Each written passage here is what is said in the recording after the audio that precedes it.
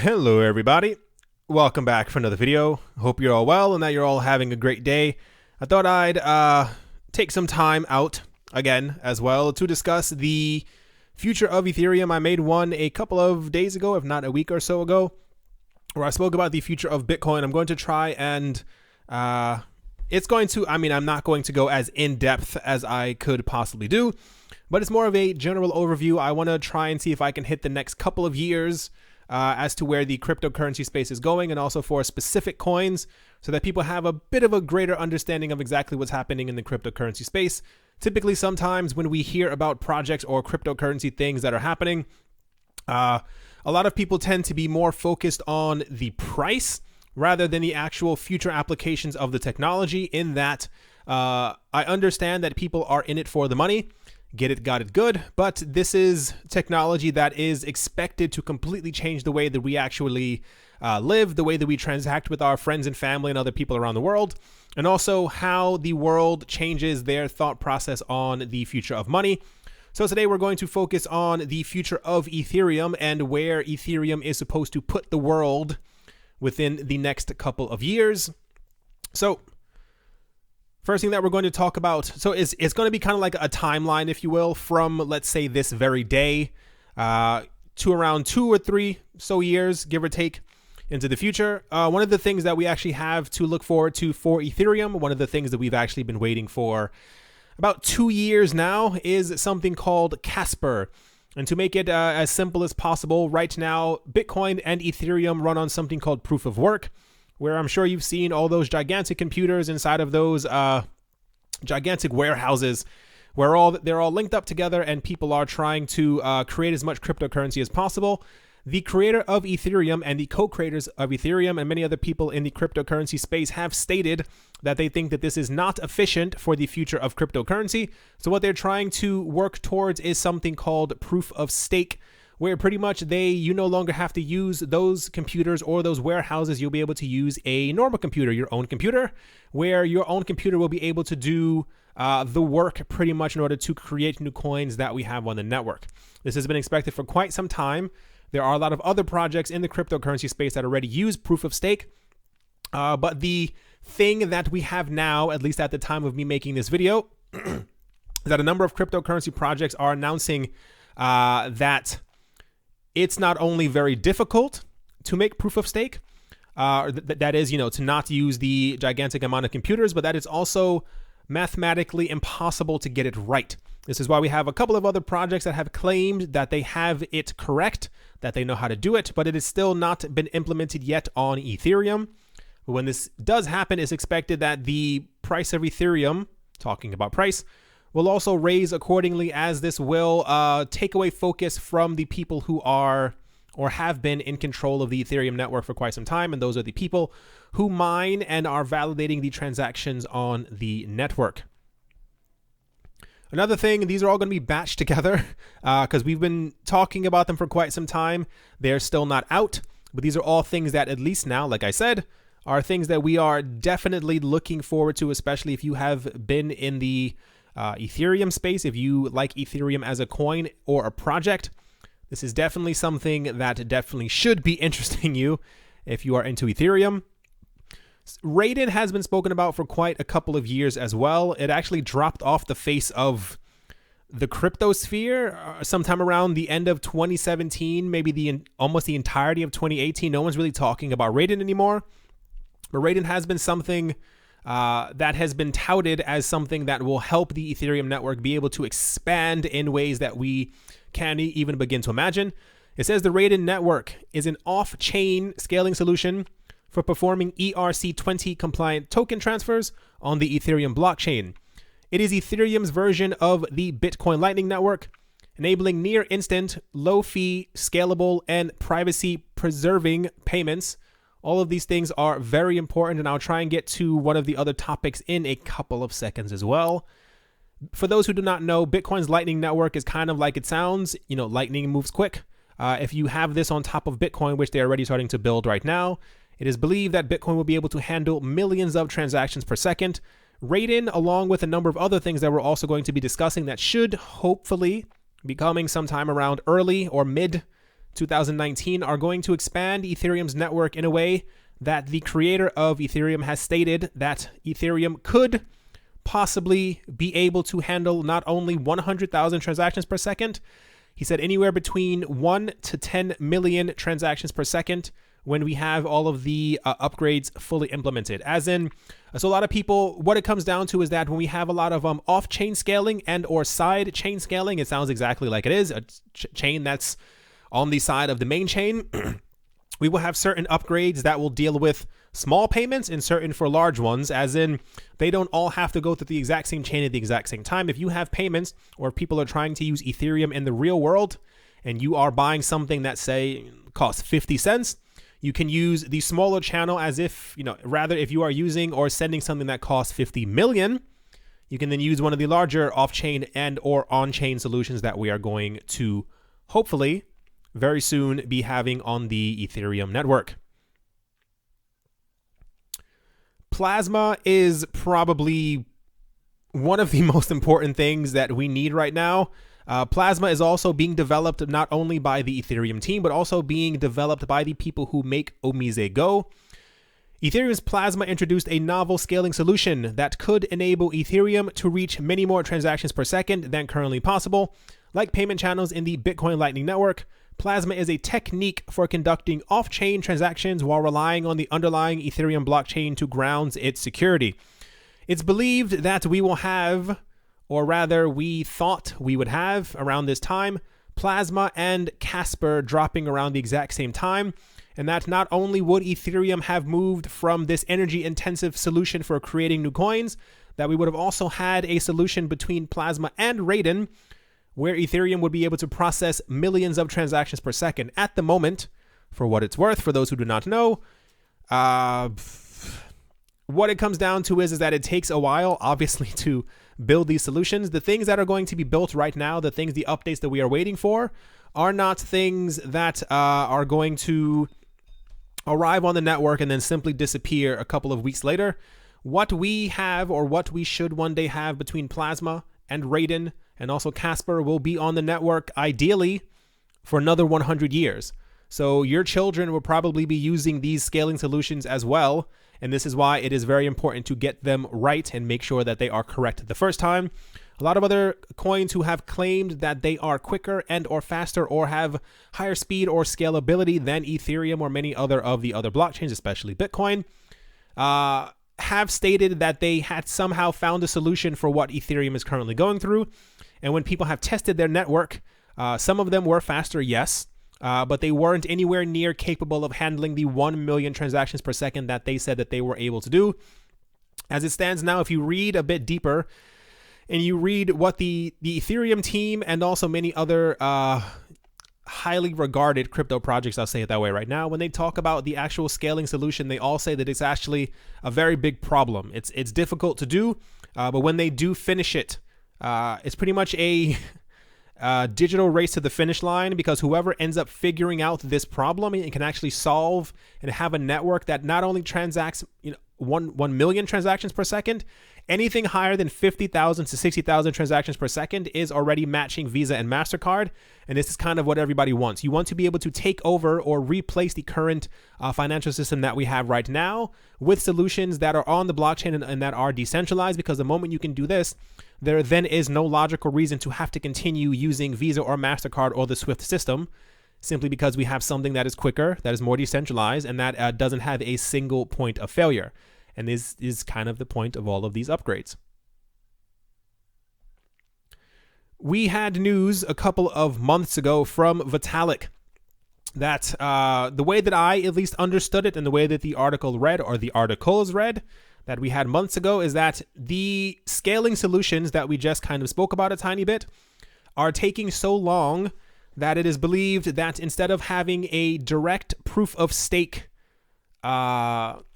mining solution, that we're probably going to have some type of a hybrid in 2019, wherein instead of the entire proof of work solution, or rather the way that they are mining crypto right now, being completely taken over or dismissed, we will have for a while at least a bit of a proof of stake, proof of work hybrid on the Ethereum network, wherein you can or still will be able to use your gigantic mining rigs and you will also be able to mine cryptocurrencies on your computer or through the use of a proof of stake mining pool.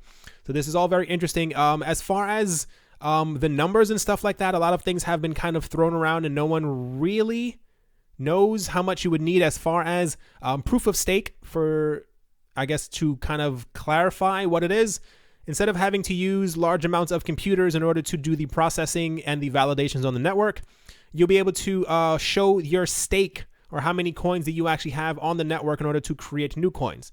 The idea is that if you had over 1,000 Ethereum, you would be able to stake your coins onto the network, and this would help them produce new coins from you showing your stake in the network.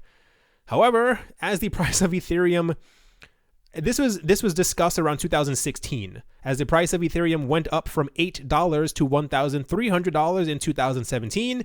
A lot of people thought, I don't have 1,000 Ethereum. How am I supposed to also take part in this fantastic thing if I don't have enough coins to be able to do so? So there were numbers thrown around, and I think it came, I couldn't find the exact article.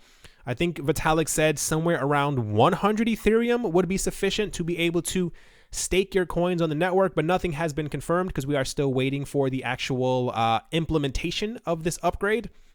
But it kind of opens it up a bit more to people who aren't swimming in money to be able to, I mean, granted, 100 Ethereum, even at the current price, is still a hefty sum of money to be able to stake your claim on the network. Hopefully this will be able to be lowered as time goes on. It would be nice if people even who are holding just one or even half of an Ethereum are still able to have a bit of a side income, if you will.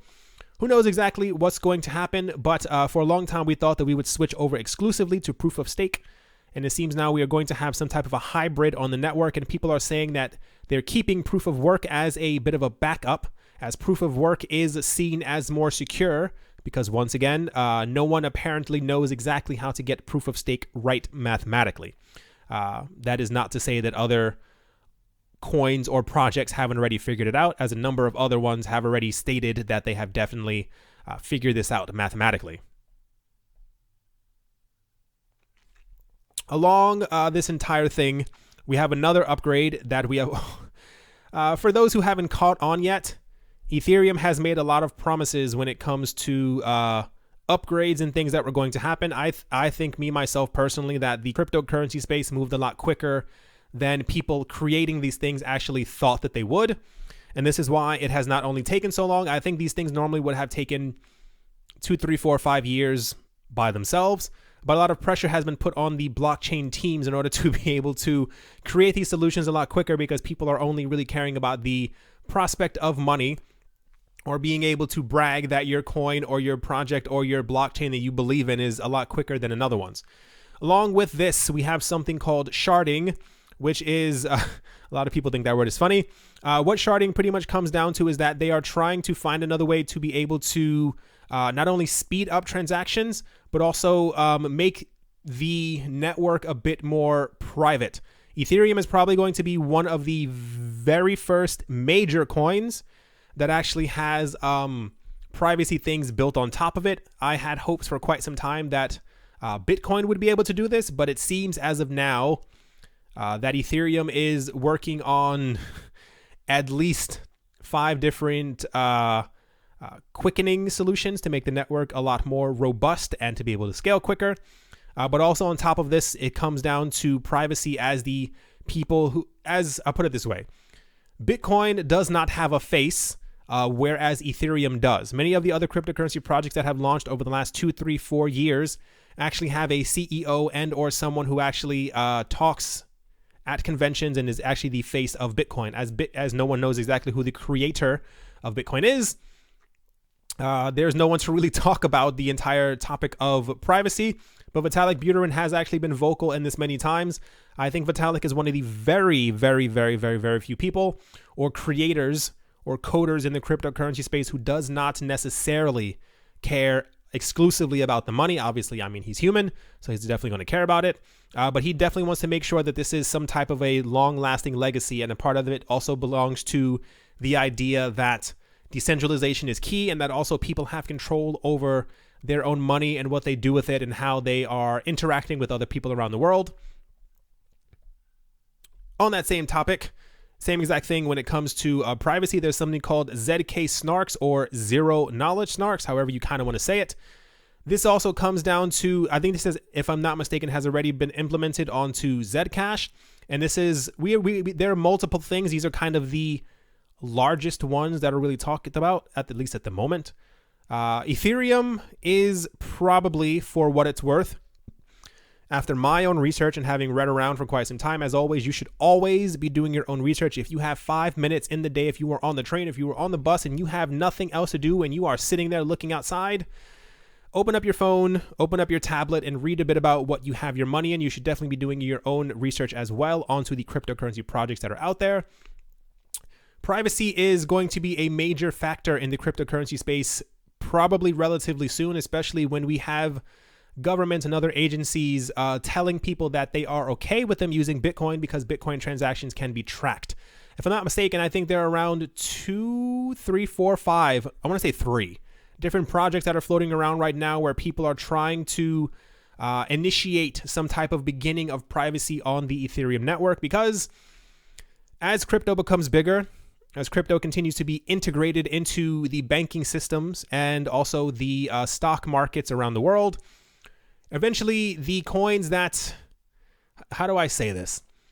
Governments don't want privacy, and Ethereum is trying to make sure that they don't really care what governments think. They want to make sure that they are okay for the people. The entire idea about Ethereum is that they are very dedicated to making sure, while other things may be happening on the Ethereum network, other people may be trying to use them, what have you.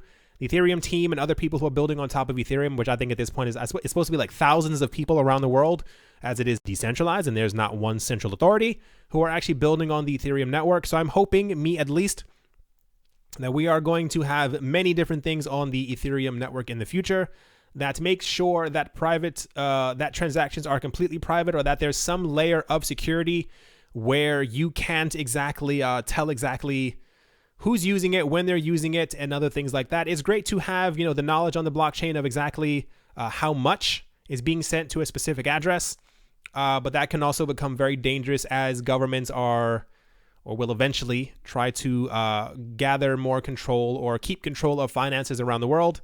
Not to dig too much into that, but there are a lot of major names in the cryptocurrency space who wholeheartedly believe that within the next couple of years, we are going to see governments not only start to show cracks in their system, but also they're going to try and be able to control cryptocurrencies, as many of them don't see it as a threat and they're trying to make money off of it.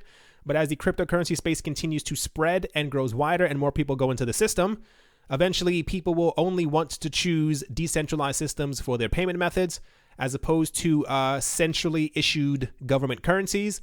And this is why we have things like this that are becoming huge topics in the cryptocurrency, and especially in the Ethereum space. Another thing that's been mentioned, and this is, no one actually knows if this is going to happen. I personally hope that this is going to happen. We spoke about this a couple of times before. I may have touched on it.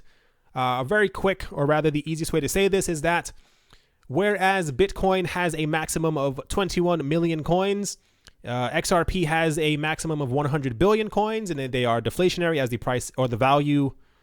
How do I say this? Sorry, I'm like little out of it. As the supply continues to decrease, there are many other coins that have a hard cap, or they have already reached a maximum amount of coins that are flowing around out there.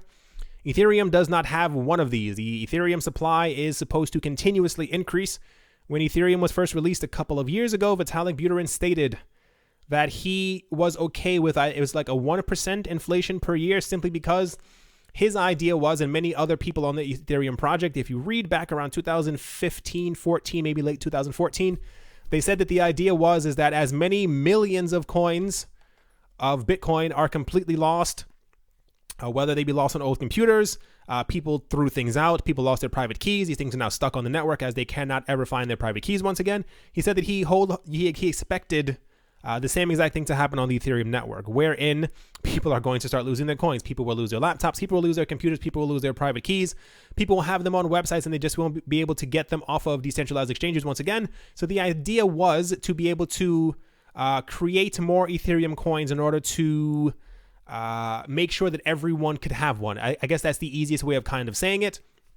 But during the last year and a half, there was someone who made a graph and they were showing that the rate of people actually losing their cryptocurrency has decreased by around 98% simply because in the beginning, people didn't really care about the price of Bitcoin when it was around 10, 15 cents. But the moment Bitcoin hit 1,200 and Ethereum hit around 10, 14, $15, people begin to care a bit more.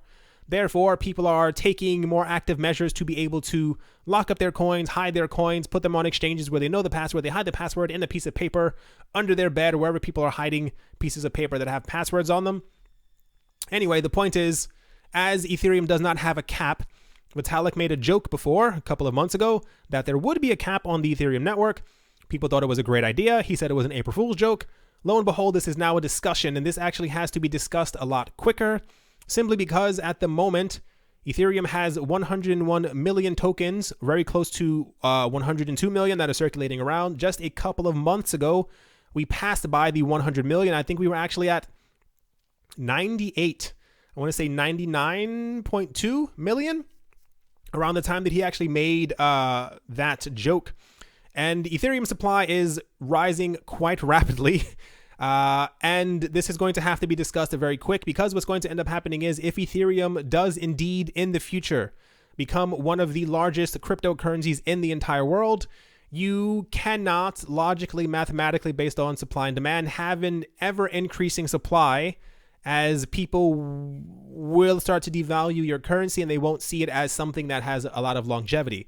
Should we enter a world where this is discussed and this actually gets voted on, and we have an Ethereum network that it will actually only have, so let's say we actually hit 102 very soon, and by the time they have this discussion, we are around 107, 108 million.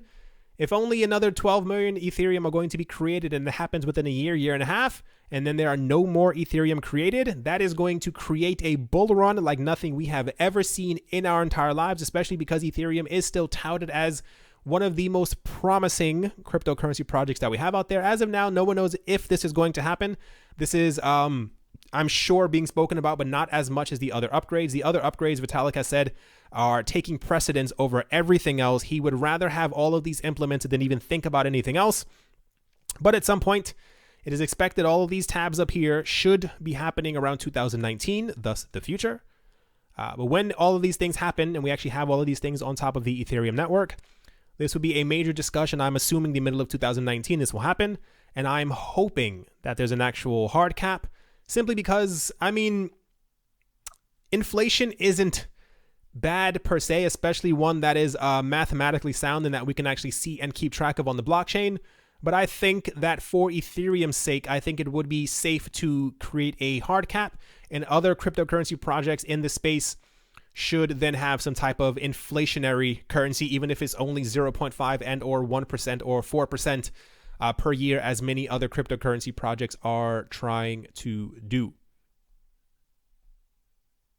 On the same exact topic of future, what's expected to happen is within the next couple of, let's say, months, or even potentially in 2019, as many people have not lost faith in 2018, but we spoke about before. We said, or rather I said, and I was telling you guys, I think 2018 is going to be it's an in-between year. It's definitely transitional. Prices have gone down. Institutional interest has definitely gone up. Crypto markets continue to dive towards the ground, and yet we still have potentially millions of extra people who have jumped into the cryptocurrency market. Last year, we had information that the CBOE was going to launch Bitcoin futures, and when this was happening, the Bitcoin price skyrocketed to around almost scratching the surface of $20,000. The CBOE has also announced that they are looking to try and launch Ethereum futures, as many other corporations have also announced that they are trying to do.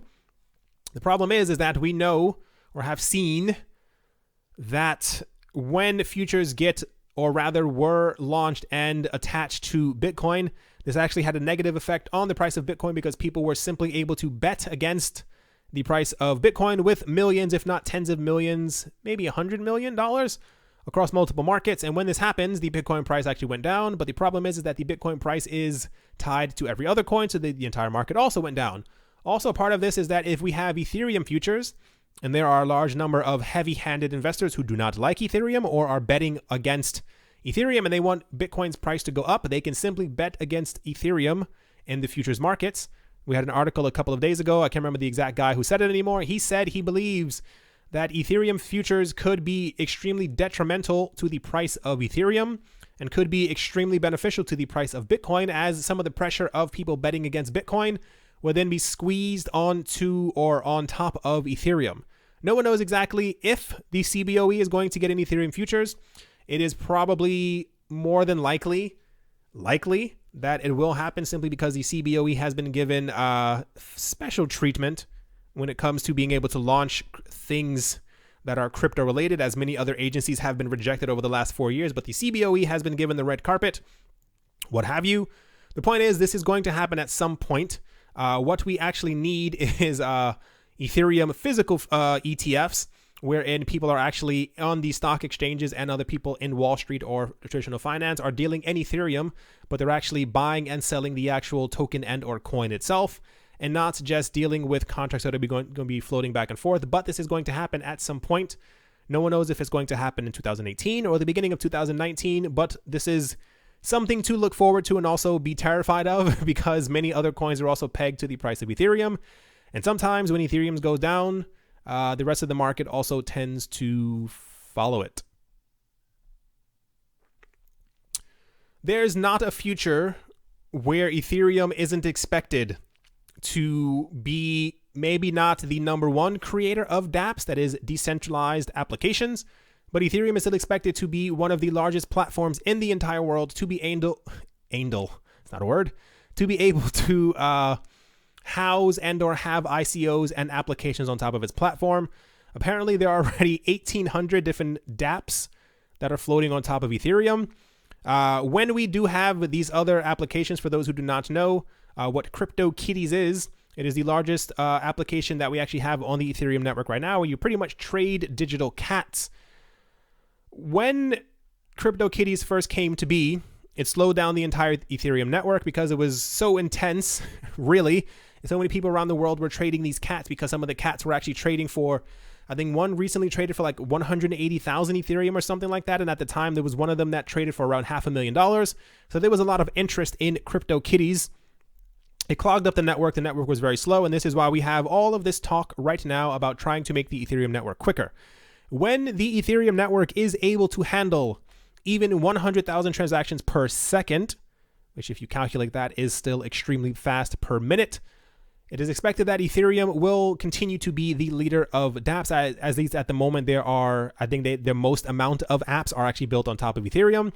Yeah, you can even see right here, CryptoKitties. We've spoken about CryptoKitties thousands and thousands of times before, but a lot of stuff is going to continue to be built on Ethereum. Ethereum apparently does not have the easiest coding language in the entire world. I think that was done on purpose, but it's still extremely popular. There are a lot of people who have a lot of money invested into the future of Ethereum's dApps.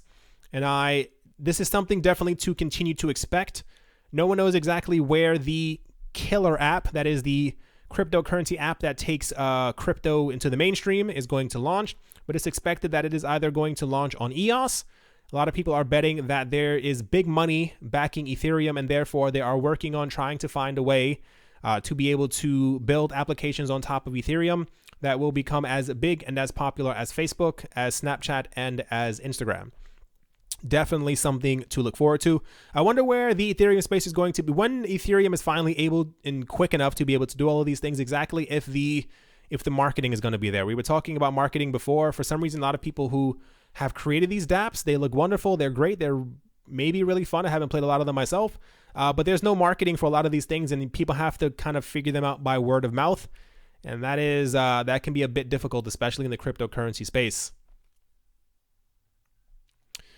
The overall purpose, or rather the end goal of Ethereum, is to make it a world computer. It's to make certain that the Ethereum network is completely connected and that everything kind of flows through it. The Ethereum hasn't moved away from its original idea, but people simply don't talk about it as much. It comes down to Ethereum wants to be a world computer. They want to be the internet. They want to be everything that everything else is flowing on top of. When you are going to a website, when you are opening up your phone, when you're going onto an app or a DApp, or you are creating something on the internet, they want it to flow through Ethereum, and they want Ethereum to be this hyper gigantic mega computer that is connecting everyone around the world and that everyone is pretty much using.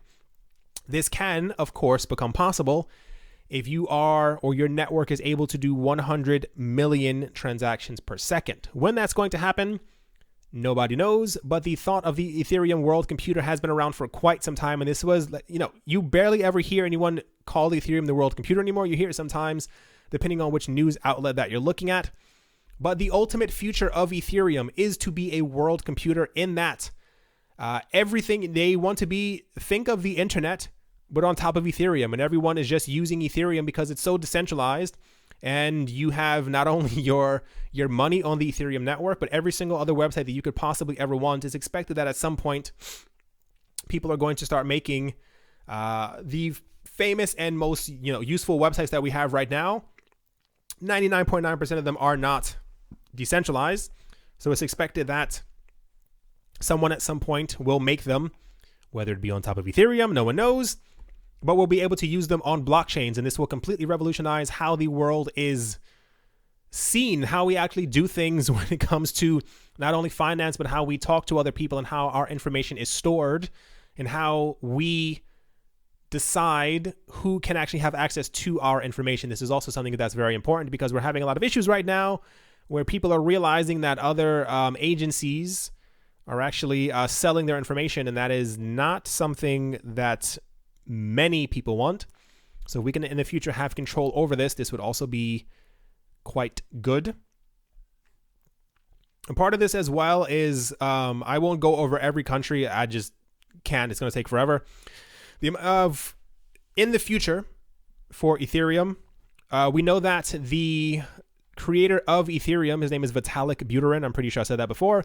He's actually from Russia, or I think his parents are from Russia, and he grew up in Canada, if I'm not mistaken. But he has had many discussions with the controllers, the rulers or the higher up people within Russia.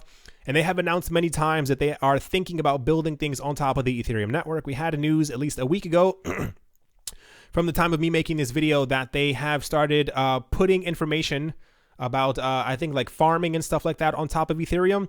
And I said before, when you have instances like this where countries are saying that they're going to be using a platform, but that they're also going to be building and putting laws and other information on top of cryptocurrency blockchain, you're going to have an instance where it also becomes in the government's best interest to keep this blockchain safe and to also put money into its infrastructure to make sure that it does not fail.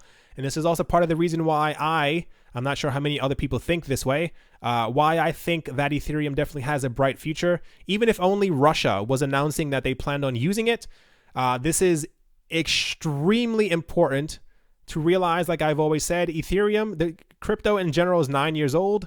Ethereum is around 4 or 5 years old. And the fact that we have major, very powerful countries around the world who are announcing that they're going to be building on top of Ethereum and their blockchain, no one knows if they're going to be using the token. The blockchain becomes extremely valuable because of the information that is then built on top of it.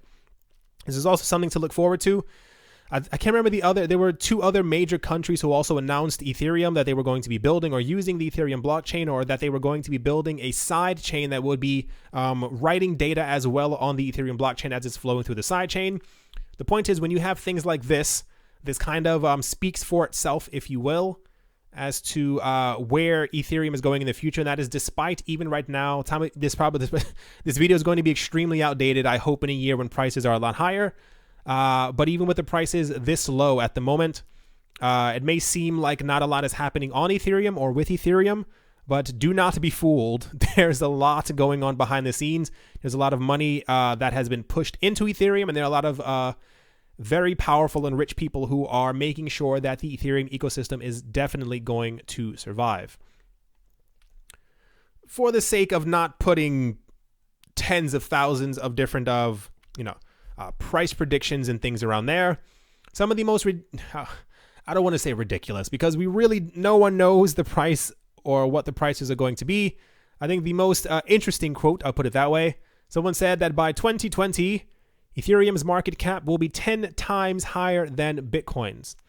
It is still believed that at some point, that when Ethereum has all of these things activated, because even Bitcoin's Lightning Network is expected to take around 2 years to be fully implemented, and if Ethereum can jump ahead in the race and by 2019 start implementing all of these things to be able to even have 500,000 transactions per second, that Ethereum's market cap will shoot past Bitcoin and that Ethereum will become the #1 coin. If we have a future like this, we then have an Ethereum price that could, for what it's worth, mathematically, hit anywhere from 10,000 to 20,000. I think the craziest ones I think I've seen was that Ethereum would potentially hit around $100,000 per coin. I'm not exactly sure what that would take.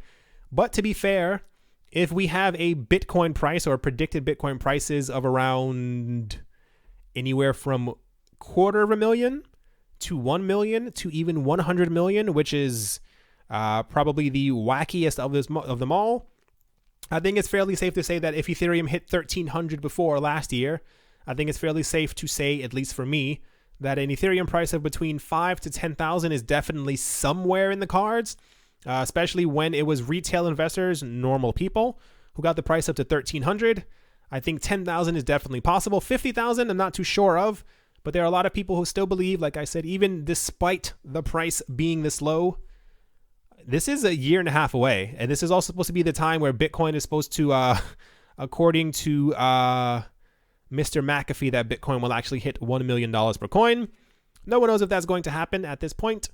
But it will be quite interesting to see exactly how big Ethereum becomes, what exactly is going to happen with it. And this is, when you look for actual information on not like the future of Ethereum, but what is to come for the Ethereum network, you mainly only find information about like upgrades and other things that the developers are talking about and what they plan on building on top of it. There's never as much attention on Ethereum, or rather the future of Ethereum, as there is for Bitcoin. I think Bitcoin has had the time to grow to be able to have the more ridiculous price predictions under its wing. A lot of people talking about integration, but on the same exact topic of integration and people also using Bitcoin and other not crypto exchanges, but like stock exchanges and stuff like that using Bitcoin. If you pay attention, they also always mention Ethereum as well. Ethereum is pretty much going to be hip for quite some time with Bitcoin, as they both are expected to be two of at least some of the largest crypto projects that we will actually have, or that will ever be, which is something to think of, that we could possibly already have some of the largest coins that will maybe be around in around 100 years already in existence. That is something to definitely think of.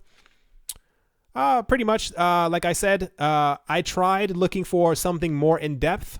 It usually comes down to a lot of the talks that are actually happening with or about Ethereum usually come down to upgrades. The last year and a half has been both exciting and terrifying for Ethereum as the price skyrocketed. And also we have so much, I guess, to think about as the prices have been going down. A lot of people in the Ethereum project, I don't know if they're panicking, but there's definitely a huge focus on being able to get these upgrades out there so that the network can move a lot quicker, because you may have noticed the last couple of weeks recently, people have not been too kind to the Ethereum team or to the Ethereum network, because they're talking about constantly how slow that it moves. But this happens for everything. The internet was very slow. Every other thing that starts out at some point is extremely slow, and then it kind of picks up.